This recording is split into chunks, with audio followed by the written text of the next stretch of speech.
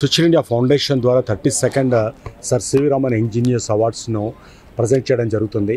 అంటే అబ్దుల్ కలాం గారి ఇన్స్పిరేషన్ తోటి మేము ఓన్గా talent search examination first class నుండి 10th క్లాస్ వరకు mathematics and science and general English and general నాలెడ్జ్లో 100 క్వశ్చన్స్ను జూన్లో అనౌన్స్ చేసేసి డిసెంబర్లో మేము ఎగ్జామ్ కండక్ట్ చేసి జనవరిలో అనౌన్స్ చేసేసి ఫిబ్రవరిలో అవార్డ్స్ను అందులో టాపర్స్కి వచ్చిన వాళ్ళందరినీ ఈ రోజున ఇక్కడికి ఇన్వైట్ చేసి చేయడం జరుగుతుంది. దాదాపు 1,00,000 మంది స్టూడెంట్స్ 2 తెలుగు స్టేట్స్లో ఈ ఎగ్జామ్ రాశారు.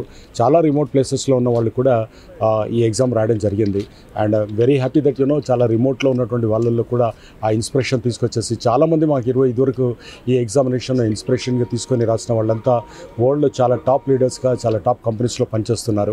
సో బేసిక్గా ఎడ్యుకేషన్ అనేది చాలా ఇంపార్టెంట్. అందులో మారుమూల అంటే కాన్వెంట్ ఎడ్యుకేషనే కాకుండా మారుమూల పల్లెటూళ్ళలో ఉన్న వాళ్ళకి కూడా ఒక రకమైనటువంటి ఇన్స్పిరేషన్ అండ్ ఐడియా అంటే వాళ్ళకి ఎలా ఉండాలనేటువంటి గైడెన్స్ అవసరం. ఆ గైడెన్స్ ఇవ్వడానికి స్విచ్ ఇండియా ఫౌండేషన్ ఈ ఎగ్జామ్ కండక్ట్ చేసి C Raman engineers science olympiad science అవార్డ్స్ను ఈరోజు ప్రజెంట్ చేయడం జరుగుతుంది.